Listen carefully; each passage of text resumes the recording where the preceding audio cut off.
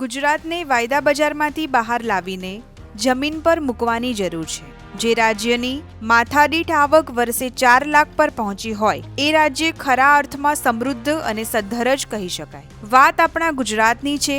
ગુજરાત માટે જોરશોરથી જાહેરાતો કરવામાં આવી। ડંકેકી ચોટ પર કે સમૃદ્ધ ગુજરાતમાં લોકોની માથાદીઠ આવક વધીને હવે વર્ષે 4 લાખ જેટલી થઈ છે। ખૂબ સરસ વાત કરી છે સરકારે, પણ એ જ ગરવી ગુજરાતમાં 3 કરોડ અને 65 લાખ લોકો રેશનિંગના અનાજ પર નપતા હોય અને સરકારી અનાજ માટે લાઇનમાં ઊભા રહેતા હોય, એ ગુજરાતને કઈ રીતે સમૃદ્ધ ગુજરાત કહી શકાય? એવો એક સવાલ સ્વાભાવિક છે।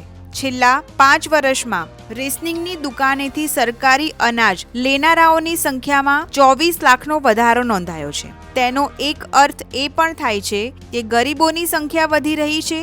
જો આ જ ચિત્ર સારું હોય તો પછી ગુજરાતને વાઇબ્રન્ટ ગુજરાત પણ કઈ રીતે કહી શકાય? યા તો માથાદીઠ આવકના સરકારી આંકડા અયોગ્ય છે અને માત્ર જીડીપી વધવાથી લોકોની આવક કઈ રીતે વધી શકે? આ એક વિરોધાભાસ છે। સરકારનું સારું બતાવવામાં કાંઈ કાચું તો કપાઈ ગયું નથી ને? કેમ કે પુરવઠા ખાતાની દુકાનોના રેશનિંગના આંકડા કંઈક જુદું ચિત્ર રજૂ કરે છે અને વહીવટી તંત્ર કોઈ બીજું ચિત્ર દર્શાવી રહ્યા છે। ગુજરાતમાં વાઇબ્રન્ટમાં થયેલા કુલ એમઓયુના આંકડા જોઈએ તો હજારો એમઓયુ અમલ વગર જ ટાઈ ફીસ થઈ ગયું છે। એક વાઇબ્રન્ટમાં તો 25 લાખ લોકોની રોજગારી મળશે એવો દાવો કરવામાં આવ્યો હતો અને એ વખતે વાહ થઈ, પણ પછી કહેતે હૈ ન વાદા તેરા વાદા, વાદા તેરા વાદા, વાદે પે તેરે મારા ગયા ગુજરાતી એ સીધા સાદા ની જેમ ગુજરાતને વાયદા બજારમાંથી બહાર લાવીને જમીન પર મૂકવાની જરૂર છે।